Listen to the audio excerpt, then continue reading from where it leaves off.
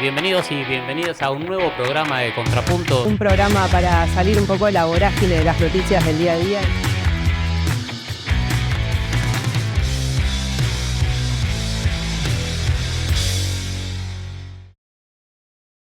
Hola, ¿qué tal? Bienvenidos y bienvenidas a un nuevo programa de Contrapunto, acá por la izquierda de Aéreo Más. Hoy vamos a estar hablando del periodismo, de Milei, de la guerra de fake news y también de, lamentablemente, la represión y las condiciones laborales paupérrimas que tiene una importante porción, más bien la mayoría, de los trabajadores y las trabajadoras de prensa. Para charlar sobre estos temas estamos con Agustín Espada. Agustín es investigador del CONICET y también dirige la maestría de medios en industrias culturales en la Universidad de Quilmes, ¿no es cierto? Exactamente, muchísimas gracias por la invitación. Bien, acompaña a Ana Paoletti. Ana es trabajadora y delegada de Página 12 y también es secretaria adjunta del Sindicato de Prensa de la Ciudad de Buenos Aires, ¿no es cierto?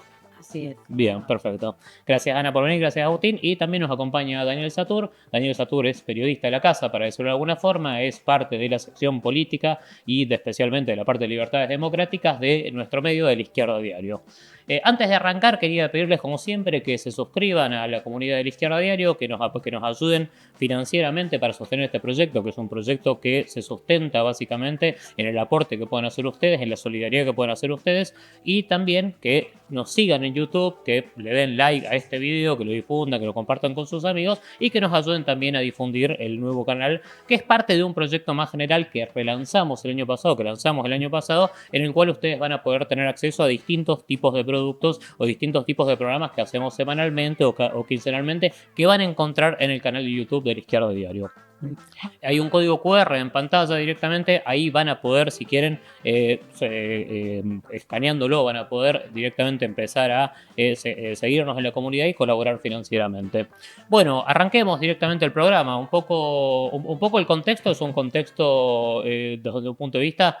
Es una situación que tiene muchos debates, la cuestión del periodismo, por decirlo de alguna forma. Hay una beta que es la guerra que lanzó el gobierno, la guerra discursiva que lanzó el gobierno contra el periodismo, que más bien Milei todo el tiempo lo plantea en términos de no odiamos lo suficiente al periodismo y a los periodistas, una guerra permanente, ¿no es cierto? Hay una beta también, eso incluso tiene consecuencias legales, que tiene que ver con las distintas denuncias que hizo el propio presidente contra periodistas como Carlos Pañi y Ari Jalati, no me acuerdo si contra quién más había también realizado una denuncia, pero también hay una situación en la cual hay un permanente hostigamiento represivo a fotoreporteros, periodistas, cronistas, cada miércoles cuando se manifiestan los jubilados y las jubiladas. Ayer tuvimos una represión muy, muy dura, efectivamente. Hubo 2 compañeros fotoreporteros detenidos. Uno es Tomás Cuesta, ¿no es cierto?, que estuvo contando hoy cómo había sido la represión. La imagen que se vio y que circuló mucho en redes sociales es Tomás en el piso con la rodilla de un efectivo, creo que de gendarmería, en la cabeza directamente haciéndolo. Entonces hay un marco que es la represión y hay también una cuestión, la cual mencionaba recién, que es este tema de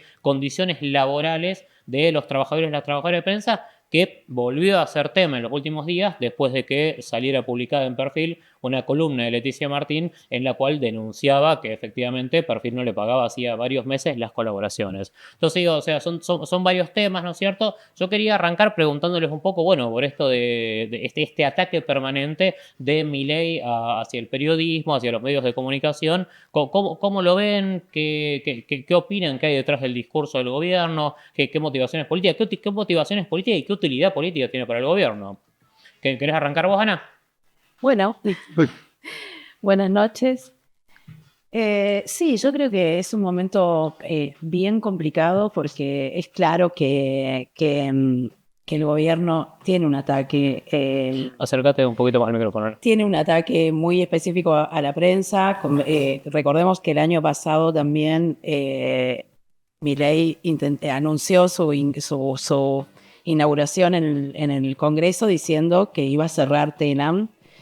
Y bueno, Telam quedó reducida a la mitad. Telam en sí mismo ya no existe, ahora existe otra, o sea, esos trabajadores hoy no están ahí. Entonces, realmente sí hay una persecución del gobierno a la prensa. ¿Por qué? Yo creo que porque el periodismo de alguna forma, o los periodistas y las periodistas de alguna forma hemos intentado siempre contar lo que está sucediendo.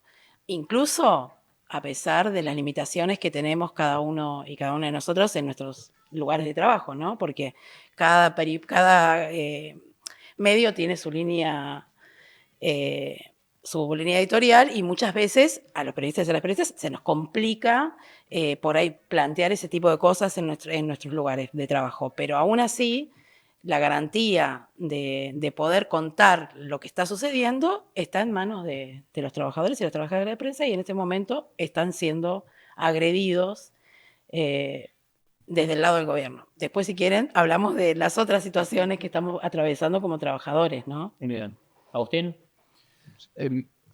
Me parece que la relación de Milei con el periodismo no hay que perder de vista tampoco la cuestión internacional. O sea, la cuestión de cuánto se parece la actitud de Milei hacia el periodismo de la que tuvo Donald Trump durante su primer gobierno, durante su campaña y actualmente contra algunos sectores del periodismo, salvo Fox News, que tiene que ver con colocar a los medios de comunicación y a los periodistas, incluso algunos hasta muchas veces cercanos editorial o ideológicamente al gobierno, en un lugar de otro sector de la casta con el cual confrontar y con el cual combatir, digamos, atendiendo a eso, a esa cuestión de, bueno, nunca cuestionamos el lugar que tienen en la formación de opinión pública, entonces es el momento de hacerlo.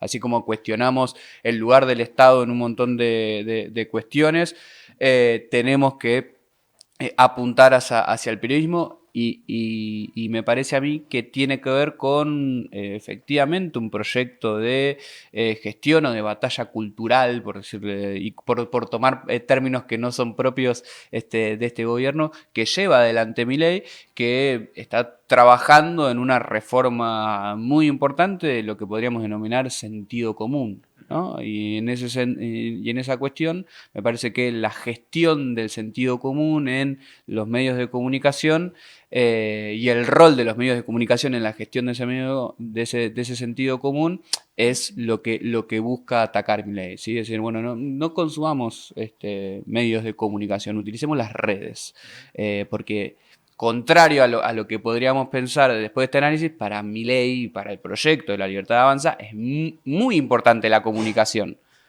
Lo que sucede es que quizás no son tan importantes o no son centrales en la gestión del sentido común y del debate público los medios de comunicación tradicionales, por llamarlo de una manera genérica.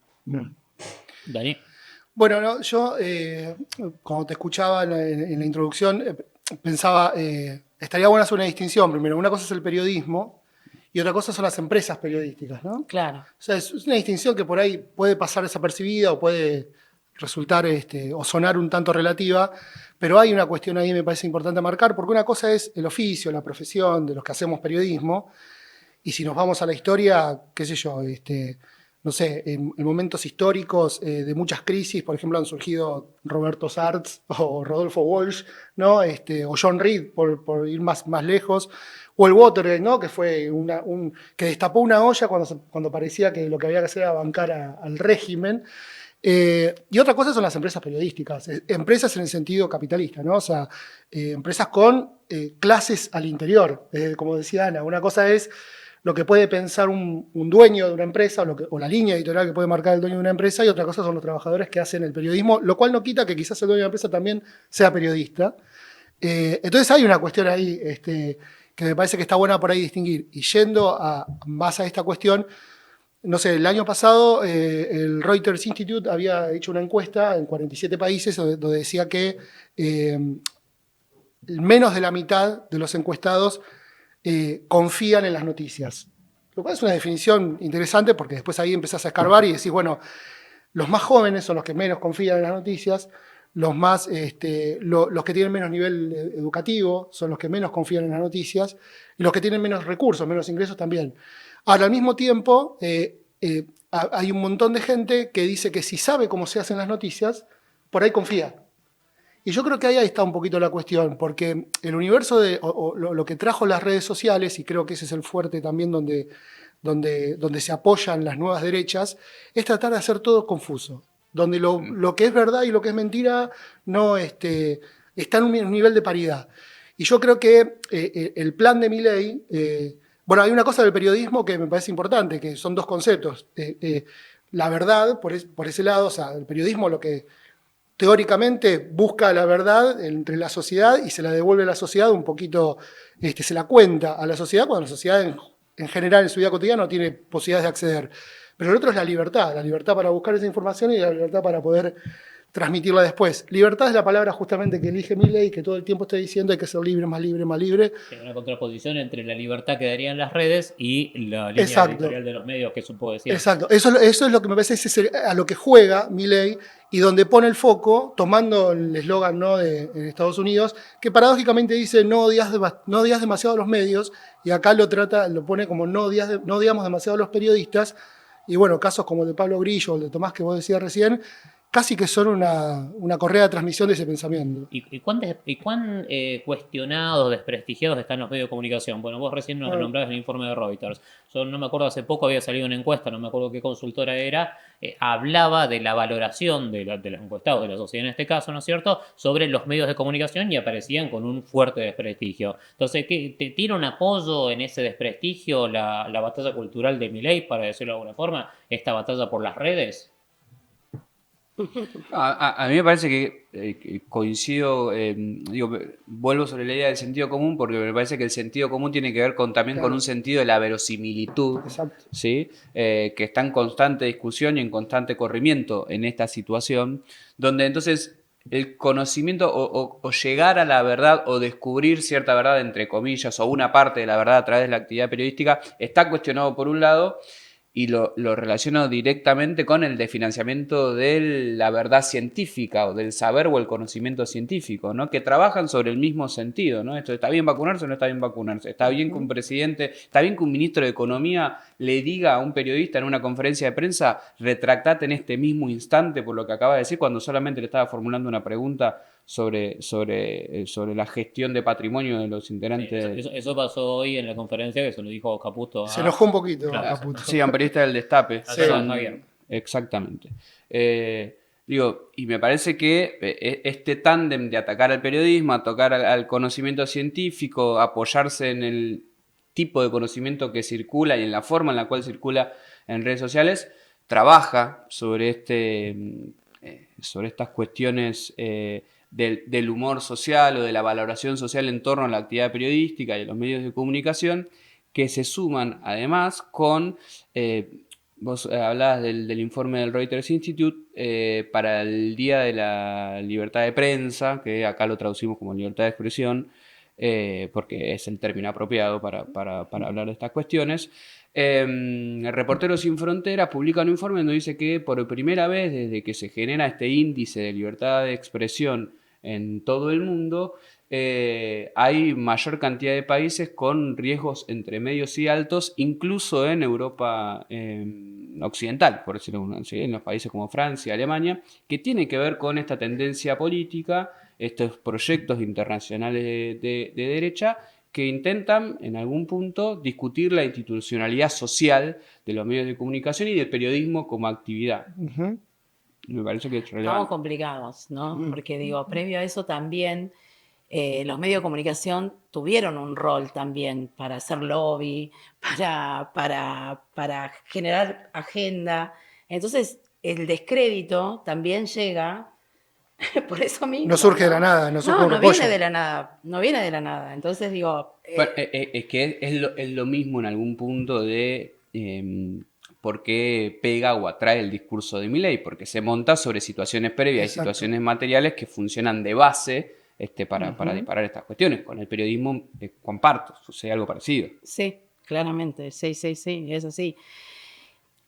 Esto además tiene otra pata, me parece, en este momento, y por ahí hablando un poco de los responsables de los medios de comunicación, que también a mí lo que me da la sensación en la Argentina es que tampoco se juegan a defender, ¿no?, la libertad de expresión realmente, porque me parece que hacen un acting también, ¿no? O sea, algunos dueños, hablabas hace un rato de algunos dueños de medios que son periodistas, hacen un acting, ¿no?, de que son perseguidos por este gobierno, y quizás sí los persigan, pero ellos, mientras tanto, en realidad, han ido generando las condiciones también para que haya estos niveles de periodismo de baja calidad, pagando salarios de hambre o no pagándolos, como en el caso de esta columnista del diario Perfil, que este fin de semana todos leímos su columna.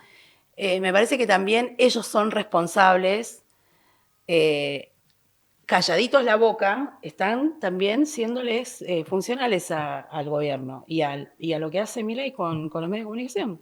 No los veo armados defendiéndose, ni siquiera corporativamente. Bueno, en el 2001, no sé si se acuerdan, vos sos un poco más joven, pero había un dicho que surgió de las asambleas populares de abajo que era nos mean y los medios dicen que llueve. Sí. Si uno piensa ese paralelismo, Milei y la nueva derecha ha tomado mucho, ¿no? de esos discursos tipo el que se vayan todos o se viene el estallido, que era la canción de Versuit con la que hacía sus actos Milei. Y en realidad, me parece que tiene que ver con esto, con que la ultraderecha es una gran creadora de fake news, permanentemente.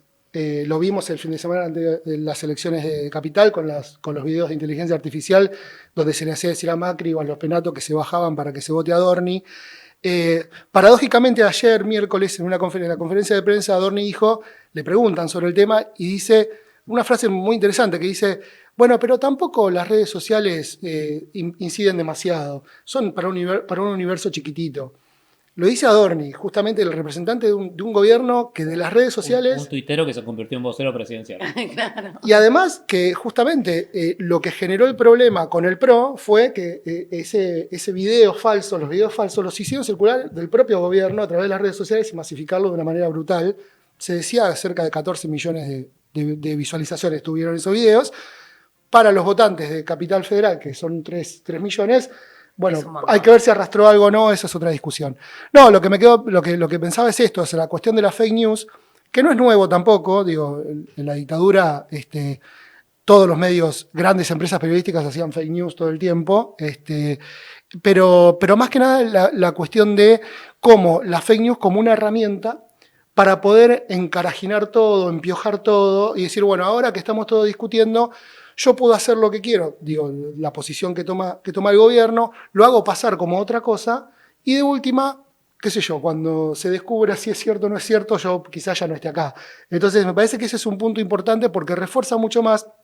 Hoy a la mañana, no voy a dar el nombre, pero un conductor importante de radio dijo en una editorial que estaba haciendo que para él este es el peor momento para el ejercicio del periodismo de los últimos 40 años. Yo inmediatamente recordé a José Luis Cabezas, recordé a Hernán López Echagüe, ¿no? Que por hacer las investigaciones contra Eduardo Duhalde se tuvo que terminar yendo de Argentina. Entonces los 90 fueron un momento también muy importante, muy tenso, cada época lo tuvo, pero yo creo que al contrario, es un momento muy apasionante, porque si lo que estamos discutiendo es qué es verdad y qué es mentira, y quién juega con la verdad y quién juega con la mentira, bueno, creo que ahí el periodismo tiene un montón por hacer. Dale. Sí. No, sí, tiene un montón para hacer y yo creo que estaría buenísimo. Distinguiendo entre lo que son las empresas periodísticas, claro, lo que hacía al principio, ¿no? Es que también tenés que vivir y tenés que llenar la olla. Obviamente. Entonces, lo que está pasando es todo lo contrario.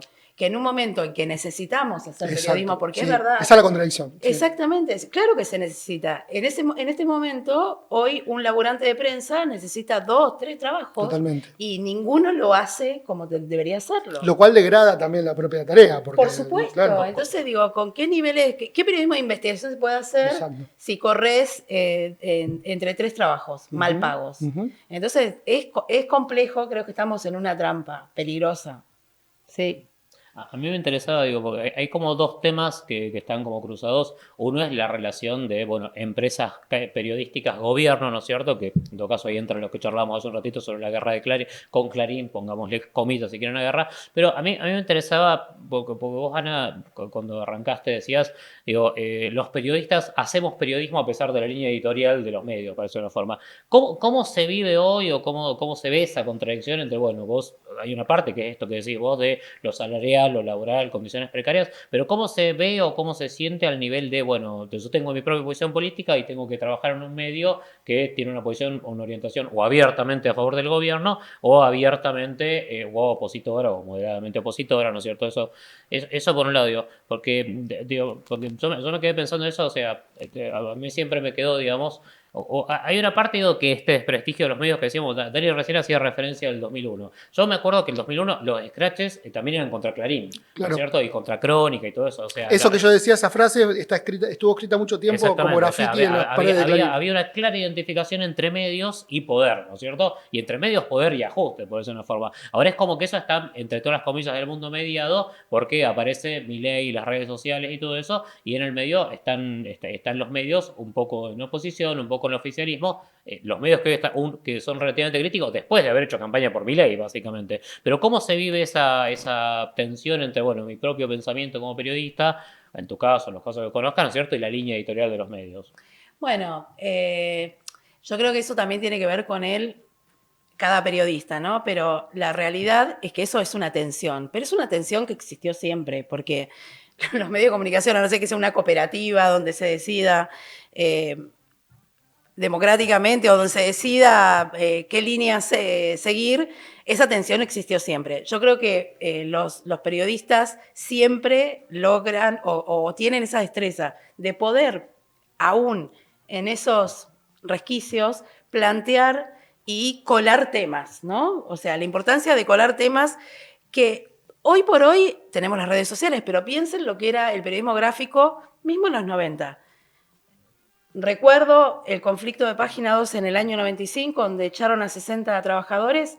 No salió en ningún lado. El único lugar donde salió en realidad fue en la tapa de Página 12, después que un día le hicimos un piquete en la puerta. Pero digo, vos estabas muy aislado y en ese sentido los medios, si tienen una línea política muy clara, una decisión editorial muy clara, no colas nada. Pero a veces, con la habilidad, sabiendo, el periodista sabe cómo meterse y cómo colar un tema. Y a veces pasa que esa tensión vos te mandás como redactor raso y si el editor se lo morfa, sigue de largo y si no, al día siguiente, hoy te bajan la nota de internet. O sea, de hecho, esas cosas han pasado. Porque la realidad es que como está tan precarizado todo, es posible que el editor se lo morfe y después la nota salga publicada en el papel y después la bajen de la web. Pero esa tensión para mí siempre existió y hay habilidades que existen en el periodismo para poder instalar temas, ¿no? Obviamente una firma pesada se le permite todo, pero bueno, no es la realidad de todos los periodistas. Claro, más bien la mayoría está en una situación completamente contraria. Exactamente. Bueno, ahí por ahí Agustín tiene una visión también de análisis de lo que hace de cómo son las composiciones también accionarias de los medios, que no son solo medios en general últimamente, son otras unidades. Pero yo me queda pensando algo, porque vos decías medios cooperativos o medios que sí por ahí tienen otra posibilidad. Bueno, la izquierda diario es en un sentido esta experiencia que venimos haciendo. Y hay un dato muy destacable que siempre recibimos los agradecimientos, que por ejemplo, no sé, los que nos están mirando, seguramente casi nadie sabe que ustedes estuvieron de paro 5 días en estos últimos días. Sí. O sea, Página 12, los trabajadores de Página 12 votaron en asamblea a parar durante 5 días, pero eso no o sea, históricamente la pelea, no sé, Página 12 era más de izquierda y más de derecha La Nación, Clarín y demás, pero ni La Nación ni Clarín contaron que había un paro dentro de Página 12.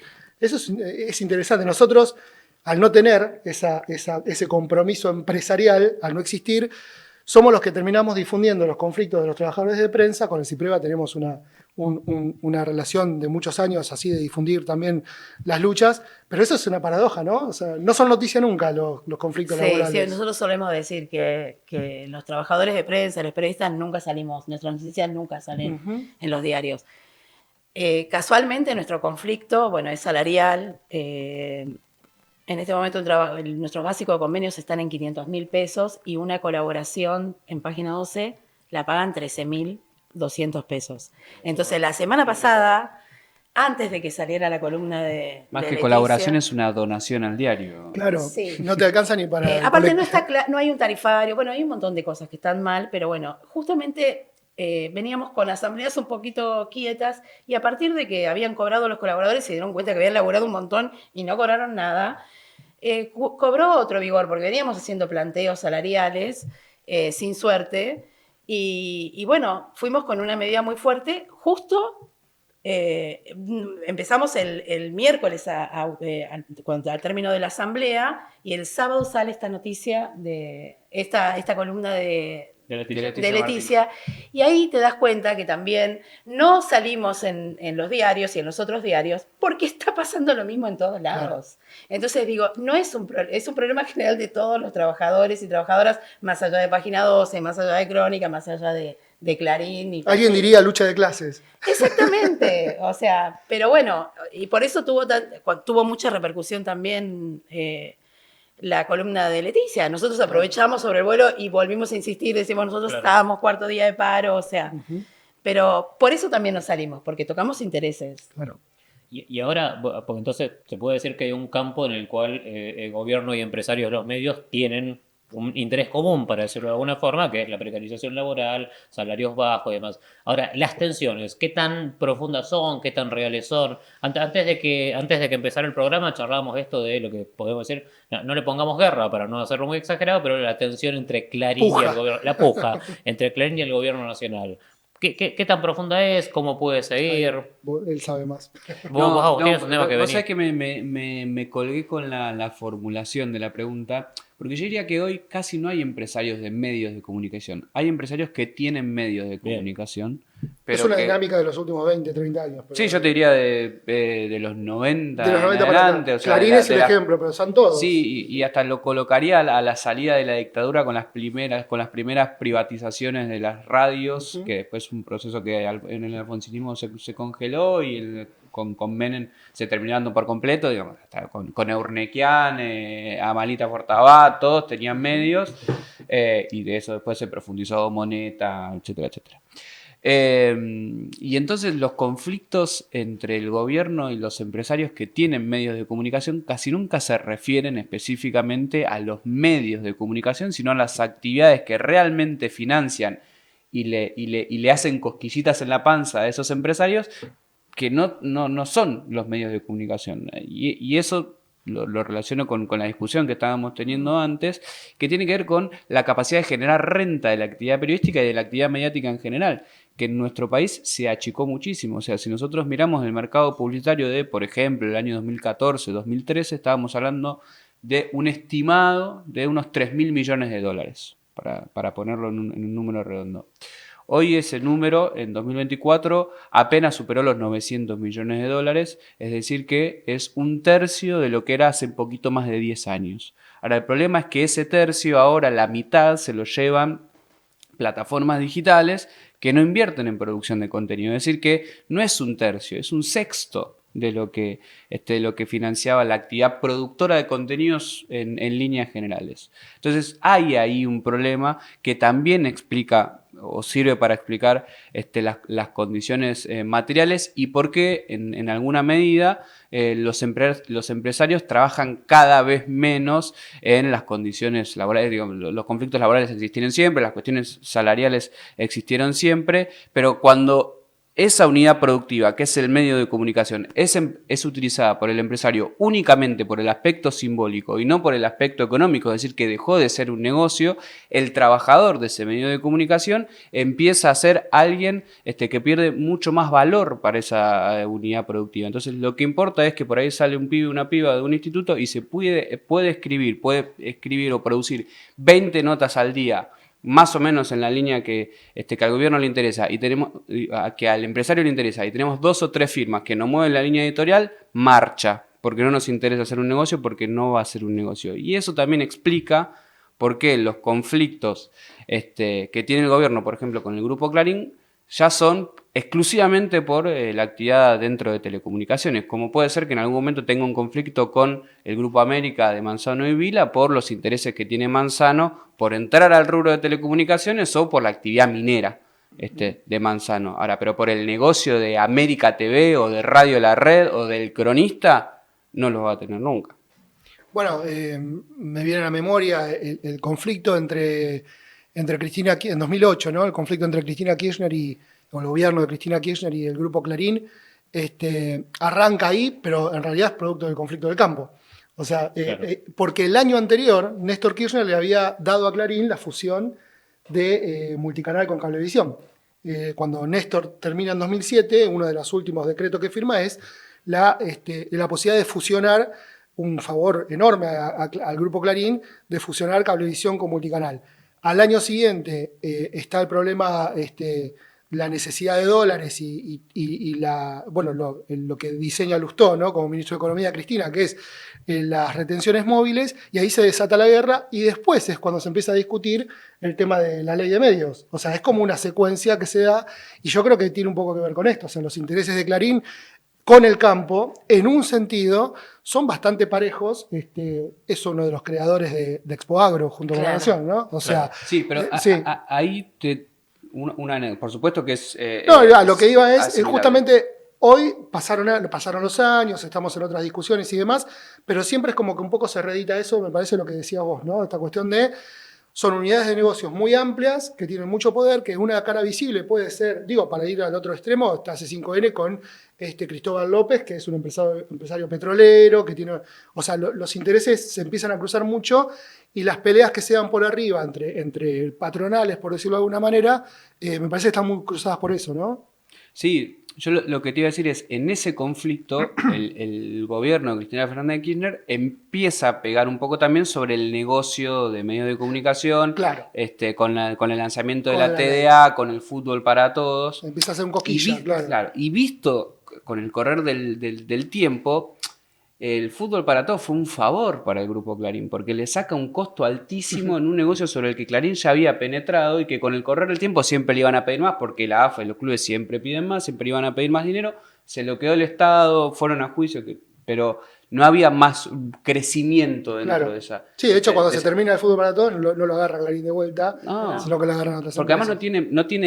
no es negocio, porque Claro. lo que vaya a poner ahí no lo va a recuperar Exacto. dentro de ese negocio. A mí de todos modos me surge una duda por esto que estamos charlando. Digo, hay una parte del conflicto, Clarín puja, pongámosle el nombre que quieran, que es económico, ¿no es cierto?, por intereses económicos, pero también hay una parte que es política, ¿no es cierto? Entonces, ¿cuánto es político, cuánto es económico, para decirlo de alguna forma? Porque hace un rato, antes de que arrancara el programa, decíamos, bueno, se preguntaban ustedes, ¿no es cierto? Es el momento en el cual el gobierno puede romper con Clarín y que Clarín pase a la oposición. ¿En qué momento político estamos para eso? Entonces, a mí me interesa pensar eso, digo, porque eso, o sea, digo, es un escenario que está dentro de las posibilidades, ¿no es cierto? En una situación en la cual el gobierno tiene una ofensiva muy fuerte, permanente al terreno discursivo y demás. Entonces, ¿cómo ven este aspecto? A mí me parece que estamos ante una posibilidad de ruptura, teniendo en cuenta que también Clarín no es el primer mileísta ni el más mileísta de los medios de comunicación. Tiene una línea que además está como, iba a decir, enquistada, pero yo diría que es más como un callo que se formó con el tiempo en la línea editorial del Grupo Clarín de antikirchnerismo, que es muy difícil de revertir, y además es muy difícil de revertir en el contrato con la audiencia, ¿no? Digamos, no es que va a poder transformarse en un apoyo a una eventual candidatura a presidencia de, no sé, Massa, Kicillof o quien se le ponga enfrente. Eso no va a suceder porque, digamos, sería muy ruinoso para los medios del Grupo Clarín, que ya no dan ganancia. Entonces, en ese sentido, el gobierno tiene la posibilidad, al evaluar, al estar dentro de la Comisión Nacional de Defensa de la Competencia, la decisión de avalar o no, o poner límites o no a la compra de Telefónica por parte de Telecom, cuyo accionista mayoritario es el Grupo Clarín.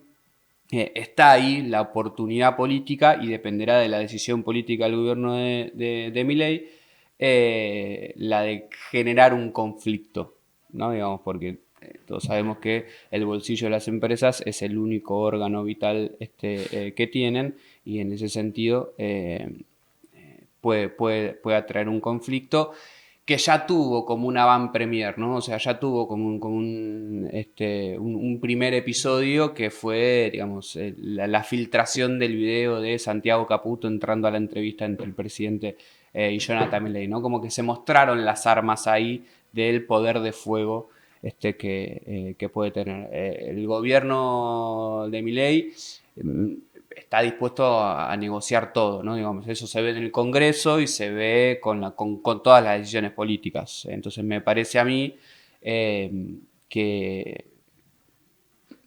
todo es político, o sea, no hay una forma de decir esto es económico o esto es político. Cualquier decisión que se tome va a tener impacto o repercusión política y sobre todo va a tener que ver con esta famosa frase, ¿no? La correlación de fuerzas, ¿no?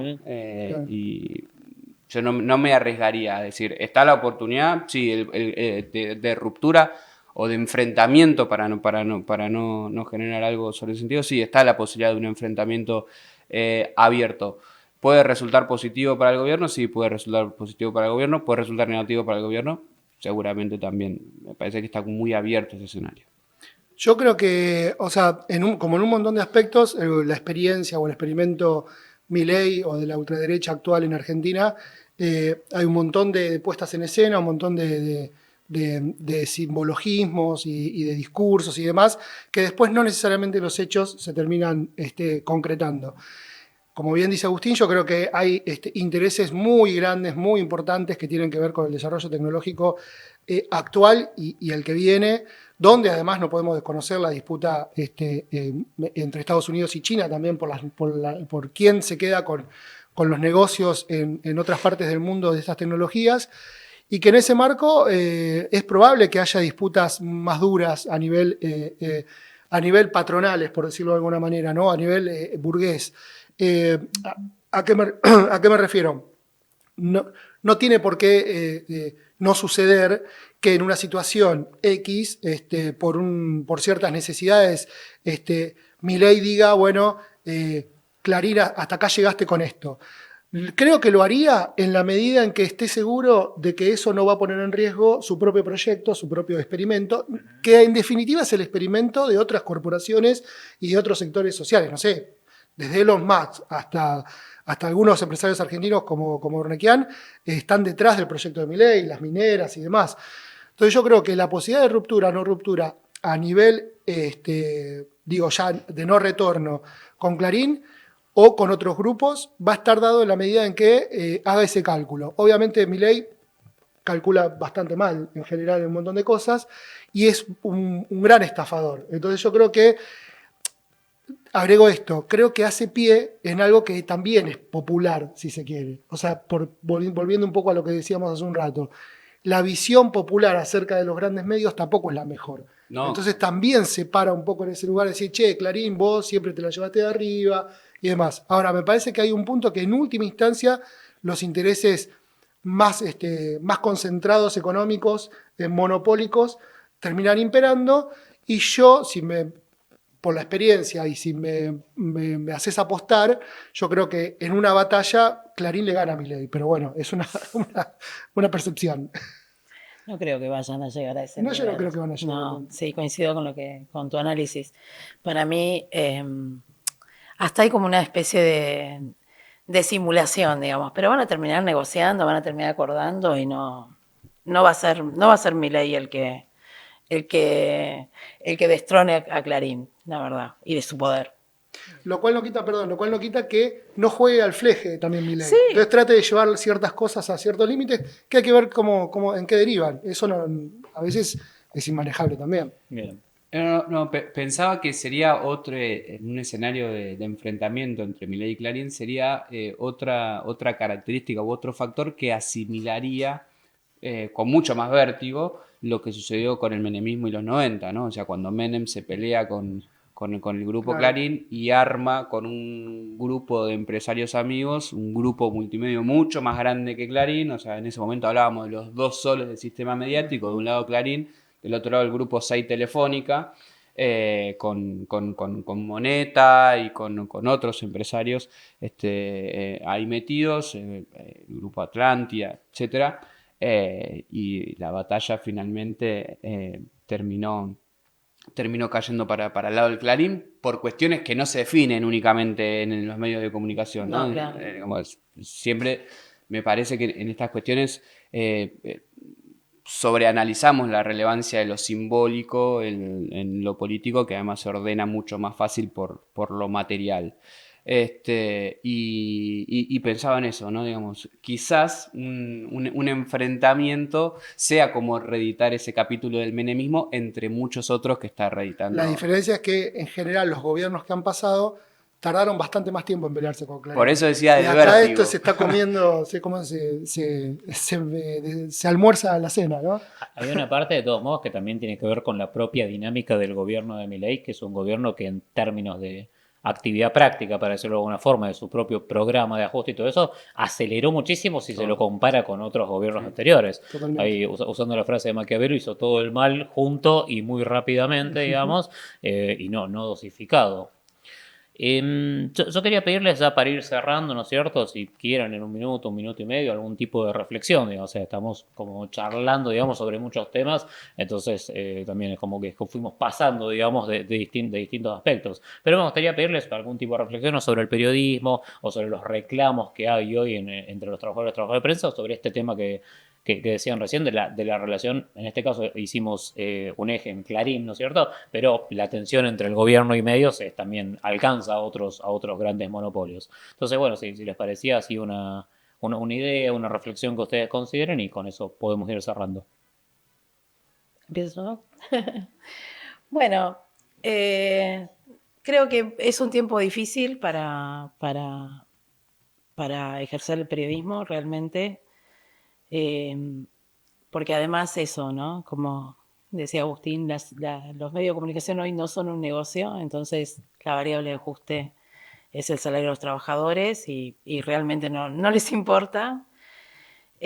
También creo que es un desafío, porque creo que es un momento rico como para poder aportar desde ese lugar. Y esto es una expresión de deseo. Creo que siempre tenemos que ser capaces de generar esas condiciones para poder romper con ese aislamiento al que nos quieren imponer, en este caso el gobierno y también los medios con sus políticas de ajuste salarial, para poder hacer y seguir haciendo lo que nos gusta, lo que queremos, y poder seguir llevando adelante un laburo que aporte a nuestra sociedad, a nuestro pueblo, la posibilidad de analizar este tiempo que es bien complejo realmente. Yo quiero creer que vamos a poder, que en algún momento va a volver el periodismo.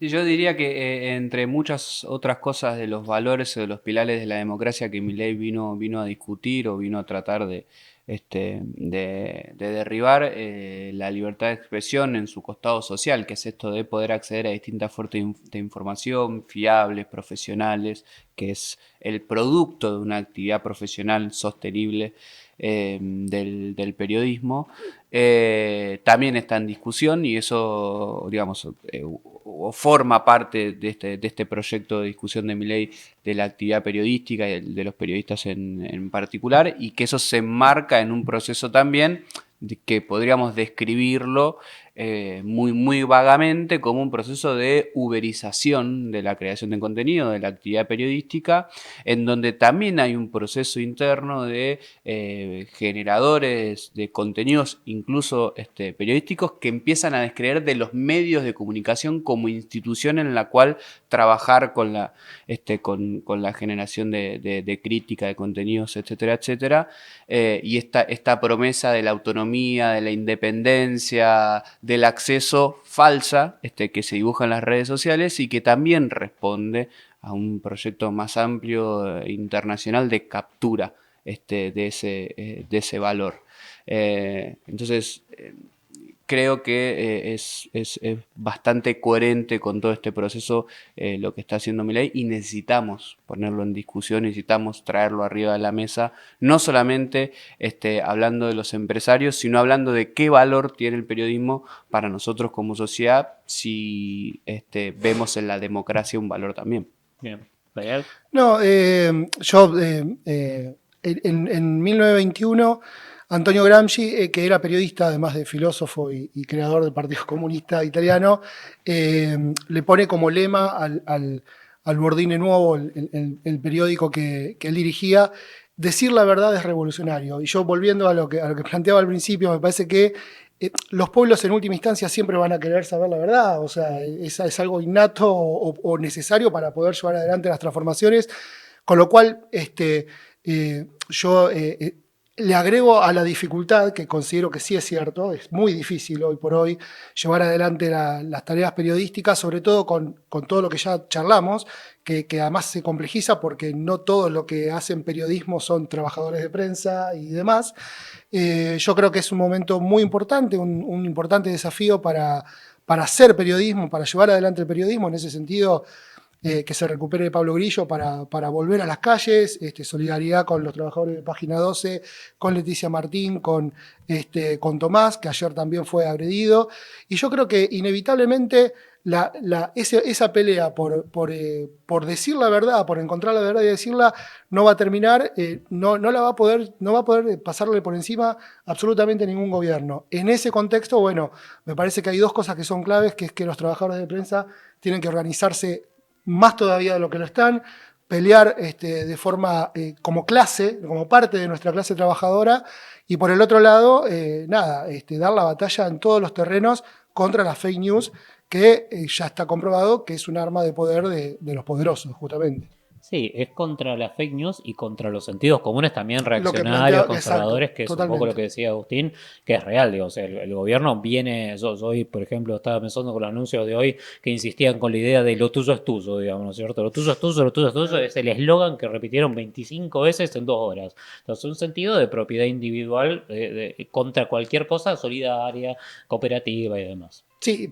y propiedad en muchos casos obtenida con el saqueo, Sí, además. en este caso es un blanqueo, digamos. Claro. Así que bueno, les agradezco mucho a los tres, Ana, Daniel, Agustín, un placer haber contado, que creo que en última instancia, no sé, otro día podemos seguir porque hay muchísima tela para cortar Largo. y seguramente el gobierno y los medios y las grandes empresas periodísticas nos van a dar tela para cortar. Así que les agradezco mucho a los tres por haber venido. Gracias. Bueno, nos vamos a despedir. Antes de irnos, quiero agradecer a la producción, como siempre, Pampa Tomic, Miguel Ferreira, Ludmi Pons y Dani Mac. Vuelvo a reiterarlo, si quieren, les pedimos más bien que se suscriban a la comunidad de la Izquierda Diario, que nos ayuden financieramente para sostener este proyecto y que obviamente nos sigan en el canal de YouTube de la Izquierda Diario Más para seguir tanto este programa como las otras producciones que estamos haciendo. En 15 días vuelve Jessica Alcaño con el nuevo programa de Contrapunto, con otro programa de este ciclo de Contrapunto, así que bueno, nos estamos viendo. Que anden bien.